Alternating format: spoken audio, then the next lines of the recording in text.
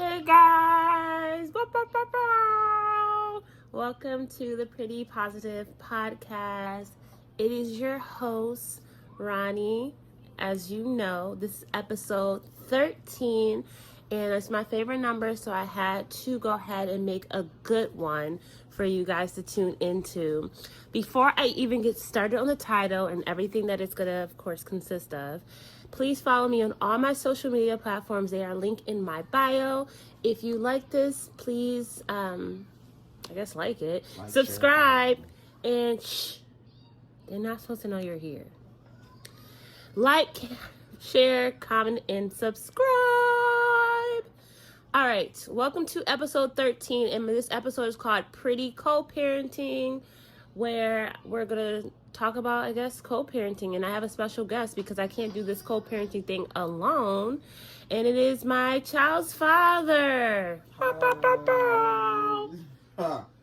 up? What's going on? Want to introduce yourself? Hello. I'm Jabron. I am Messiah's father. And we're here doing the podcast together now. We're here doing a podcast together. And if you would ask me, would I do a podcast with my child's father? I would say, heck no.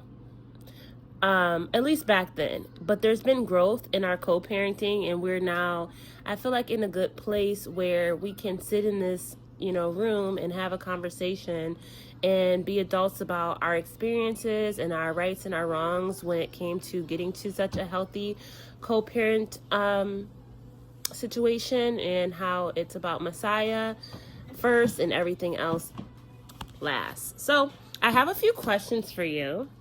I hope you're ready. We're plenty of ready. Okay, so let me pull up my questions for you.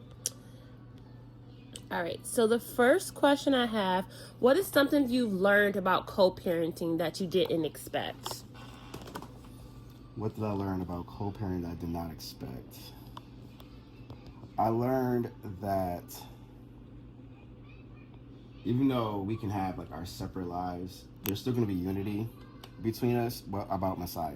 And I feel like that's kind of where the goal was going towards the right way, if we're doing it the right way. Right. Something I've learned about co-parenting that I didn't expect was that you literally have to sometimes forget about your own emotions. And what I mean about that is, at the end of the day, it's about your kid and your kid's happiness and what your kid sees. If I'm mad at him at one day, I can't let that affect, what we got going on as far as when it comes to Messiah. You know what I mean? And I feel like there was a lot of times where I did let that affect, and I had to learn how to just cut off that emotion and still be able to do the right thing for our son. How has co-parenting changed the way you see family and communication? How has co-parenting changed the way I see family and communication? Yeah. It has changed it where you come to the table a little bit more humble, a little bit more open-minded to hear what your fellow co-parents say, how we can to do our best to give you an ability to be have your time, or just have an open feel, you can know that you can come talk to me about something, and vice versa, knowing that you're not going to meet a hard wall or just absence completely, because I am here and it's available, and I feel like that goes both ways. So what I learned was that we have a lot of opportunity here to do something great while being still co-parents in our own lives and together still co-parenting. Mm-hmm. That's a good answer. What's been the hardest part about co-parenting, and what helps you get through it? Everybody's got their own attitude, so everybody's got their own personal feelings and everything else. But what helps me get through is that we have something joint together, and that's the love of my life, is my kid. So I feel like he brings me more happiness than anything. So I feel like to make it easier to enjoy my happiness is to communicate with someone that is the person that's involved with the happiness. We got to make sure he's right. But dealing with people's own thing is the hardest part. You got to deal with another person that you're not with. Yeah. I think, the hardest part for me about co-parenting, was, I think, knowing that I think it was just me knowing I didn't want a co-parent. Like, what I mean by that is, like, I never wanted to be in a co-parenting situation. So when I did get involved into a co-parenting situation, it was definitely one of those things that, like, irritated me. I was like, didn't understand it. I didn't understand why I had to do it, because I didn't want this life for me. But what helped me get through it is, seeing Messiah with his dad and seeing how he lights up when he gets around his dad, and their interaction and their, relationship growing. And that just makes me feel good, because I didn't have that, with my father in the household where, I was able to go to my dad's house and spend time, and my dad was teaching me stuff, and I didn't get that. And I want my son to be able to experience that from both sides, because I can't teach my son how to be a man. I can't do this alone. So I think what helps me get through is just seeing him smile when he around his dad. What does being... No, I already said that. How do you think our child benefits from us working together? That's an easy one, honestly. I have all the questions so far. Our child benefits because he can see a healthy relationship between his parents. He can see open communication and being able to be adults about a situation. He sees people who, both his parents are career oriented, so us working together helps both our career, our own personal management continue to grow. Right. I agree totally with that. Do you think we've grown as parents since we started this journey? Absolutely, by leaps and bounds. From the animosity and bitterness to being able to be in a place of like healthy communication. I really feel like the hardest part was that we weren't communicating. I feel like we both had our hackles up. We both were very on the defense. I feel like a lot about things, and it didn't really make for a healthy situation back then because everything was constantly rubbing the wrong way. Anything almost said was like almost an annoyance. I feel like, and that might be for me, but I feel like that was reflected in a lot of your actions as well. For sure. I think we've grown a lot since we started this journey. Like I said, originally when I was pregnant and stuff and I had Messiah, I was definitely in my feelings about not being able to, I guess, have the situation that I wanted at first, as far as when it came to being under one household, being together, being a happy family. Any person will want that, but I think I had to adjust to the whole co-parenting situation and really like heal myself in order to grow as a parent as well, because I had to realize like you had this baby, you needed to have this baby with someone, so it's not like I can separate him from the situation. I have to honor his opinion. I have to honor whatever he feels is necessary for our son, because it's 50-50. I can't just sit here and be like, no. And I was that person where it was like, no. And I still have to catch myself sometimes where I'm just like, he's with his dad, let him be with his dad. That's his, that's a safe place. So I had to realize that, yes, I'm protective, but what makes his dad not as protective? That's his dad. You know what I mean? So I think I've grown since the beginning for that.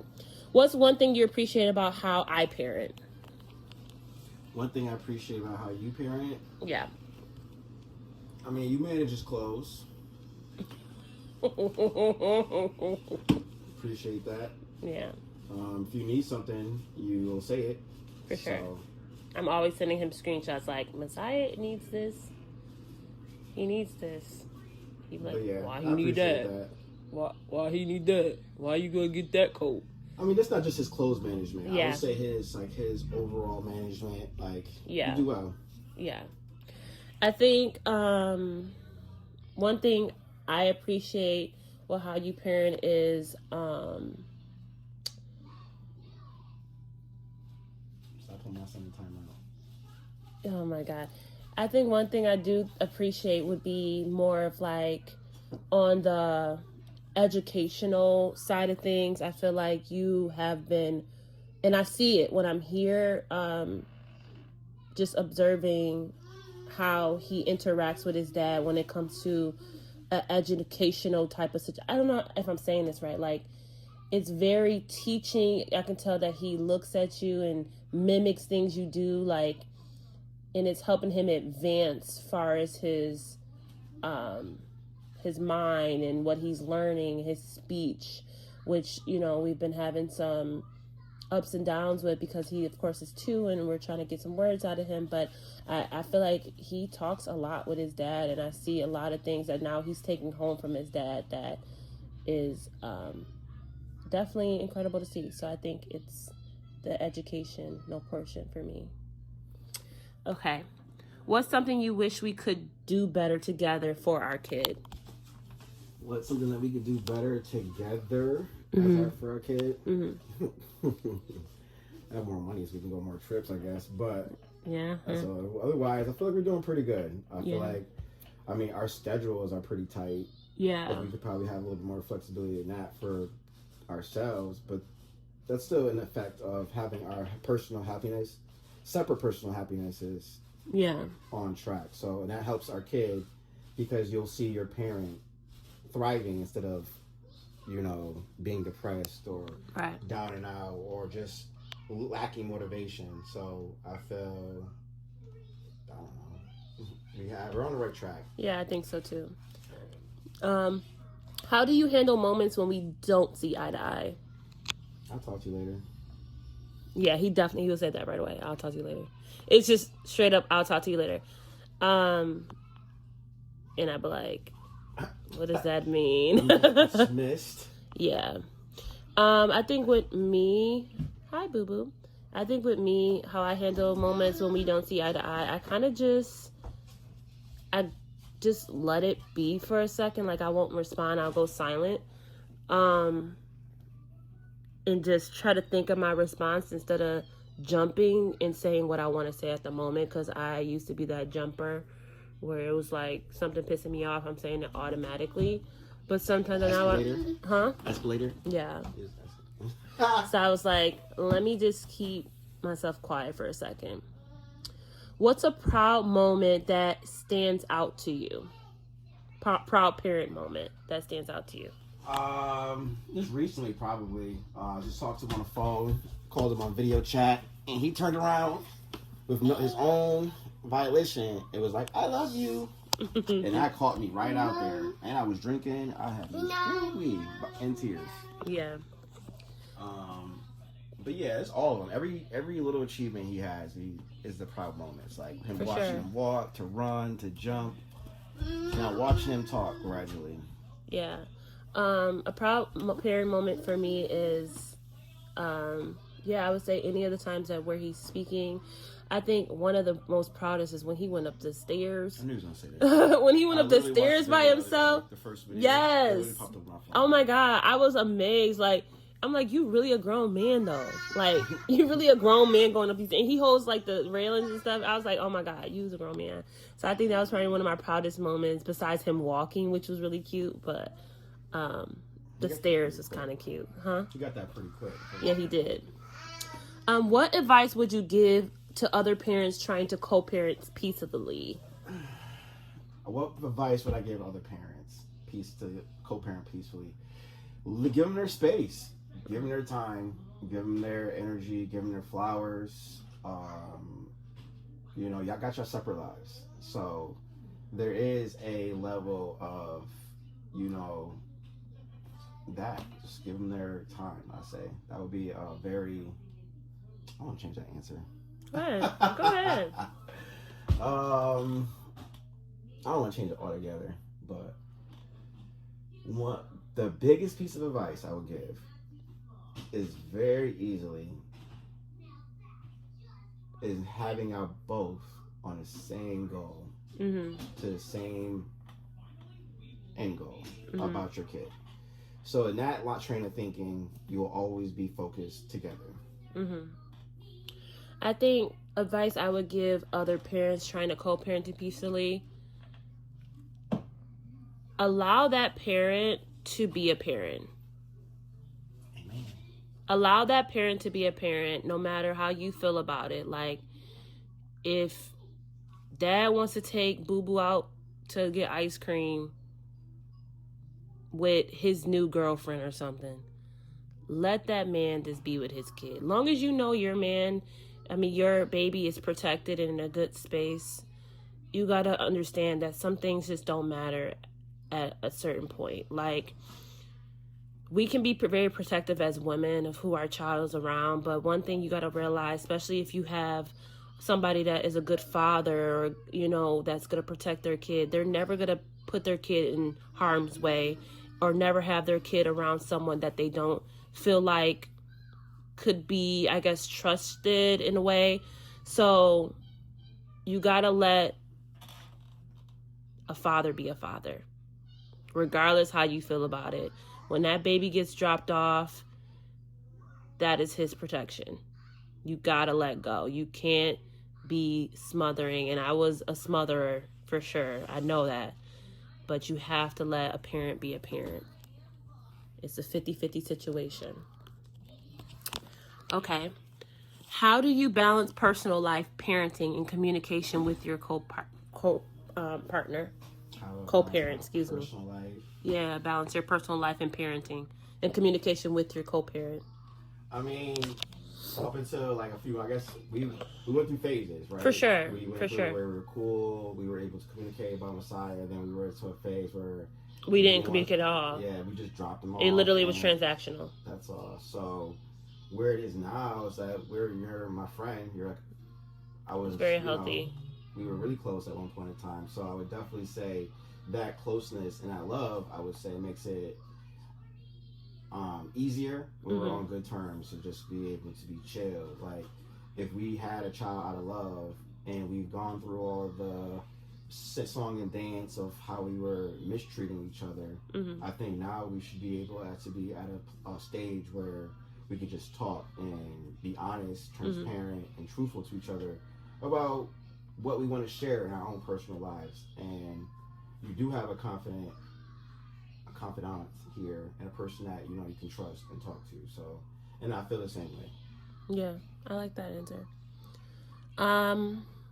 What do you think people misunderstand most about co-parenting? They think they having sex. You don't cuss on my podcast now. They think they're having sex. Yeah. They think they're, going through the toxic situation, co-parent. That's what people think all the time. It's like an automatic thing. I just had a whole relationship and everybody think I was dating you. Right. I think people misunderstand. Yeah, I would think, because people would think when you dropping off the kid, it's still like something, and it doesn't have to be that. It's like, I'm just dropping off my son. Like, I'm not going up in his house. I'm not doing this and that. You know what I mean? Like, I'm co-parenting my son. What you got? So, how important do you think it is for kids to see both parents work together? It's very important on several different matters. Like, if it's planning family trips, or if it's deciding what school he's going to go to, what church he's going to go to. Like, we have to make sure that he's able to see that there is a platform that you have two different parents, two different backgrounds, not so much, but two different people, just essentially, and that they will have different opinions and thoughts, but we still can communicate to make sure we come to the best answer for him and ourselves, reflectively. For sure. I think it's important for kids to see both parents work together because, we want our kids to be in the most stable situation possible. And if our kids constantly seeing us cuss each other out or constantly seeing us disagree, and it's just going to create a separation, and then it's going to almost make the kid feel like they got to choose. And I don't want my child to ever feel like he has to choose me or his father. I want my child to feel like, hey, if I go over daddy's house, I'm going to have a time of my life. Or if I go with mommy, I'm going to have the time of my life. Oh, when my son get older, when he has like sports like events, or when it's time for school and we both have to have parent-teacher conferences, I want it to be normal. So when we do get in the room, my kid is like, this is normal. Like, my mom and my dad showing up to parent-teacher conference. Both of them coming. Like, that's what I always wanted. Regardless, I want to be able to be cordial. Like, since Messiah has been born, and I don't think a lot of people know, his dad comes to every doctor's appointment. Every doctor's appointment, every dentist appointment. Anytime Messiah has an appointment, both of his parents is present because we both want to be, there for our son and show that this is a healthy environment for our kid. We both care. We both are very much present. And, I don't want it to ever seem like one is over the other. Just because I'm the mom and I pushed out my kid don't mean I'm over his dad. Like, I couldn't do this without him. So it's like, I want to be able to show our son that, I can depend on mommy and daddy, or I can depend on both to show up when I call them, because they are able to exist and coexist in the house or in a setting together without it being any animosity or arguing. Some people's parents get together and they be like, oh God, what's going to be? They about to cuss somebody out. They about to cuss each other out today. What's about to happen? Uh-oh. You know what I mean? I don't want that to ever be in my son's mind where he's like, oh, I don't want both of them be there. You got to choose family situations. Like, well, I'm going to invite dad to this one because they're gonna argue. So right, you got to pick and choose. Right. Which events you invite which parent to. This is not going to be ever going to be a situation here. Right. I don't want it to ever be that. Like, even when my son getting married and stuff, or whatever the case may be, I don't want to be like, don't sit mom and dad next to each other. Like, you know what I mean? Like, it's just it's not necessary, and I feel like that does create a lot on your kid, period. Like, and I can say this about my mom and dad. Like, my mom and dad, yes, they weren't together. They didn't have the best relationship, but I would never in my life, I don't think, even if I ever brought my dad around my mom, it would never be no weird, like, you know what I mean? Like, cuss out. My mom kind of used to laugh at my dad more than anything, but it was never like I hate you. You know what I mean? So I think that's important. He wants to mop your podcast. Like, he wants to mop during recording. Sticky and massage running around. Huh? And sticky and massage running around. Yes. Okay, but that's probably the first thing. Let's see. I'm looking. Have you ever felt misunderstood in your role as a father? Misunderstood? Yeah. No. By me? Oh, yeah, you? Yeah, that's what I'm talking about.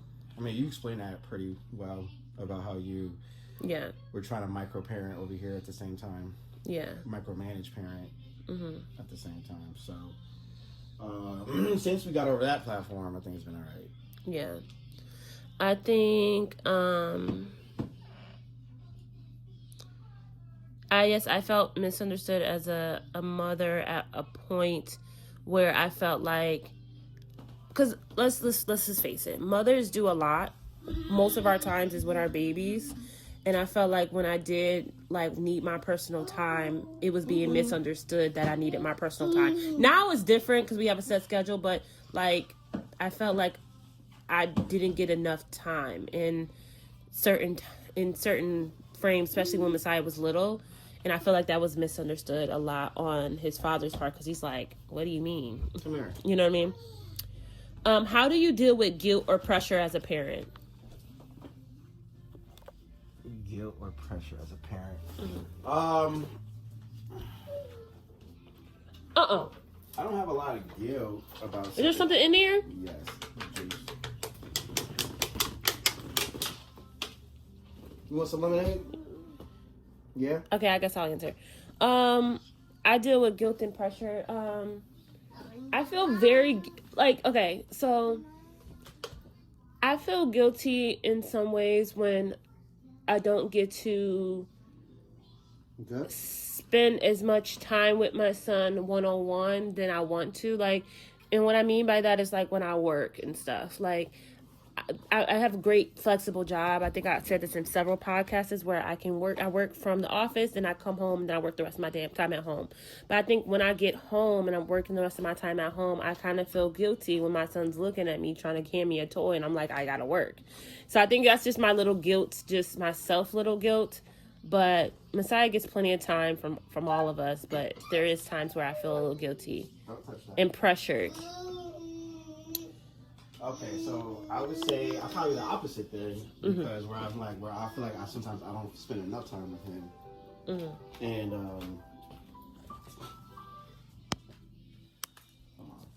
Sorry guys, I had to pause. That's why I'm coming back on here with, I guess, not saying the last thing I said in the last clip, because had a lot going on. But anyway, so overall, co-parenting has been a very long journey, I think, for us both.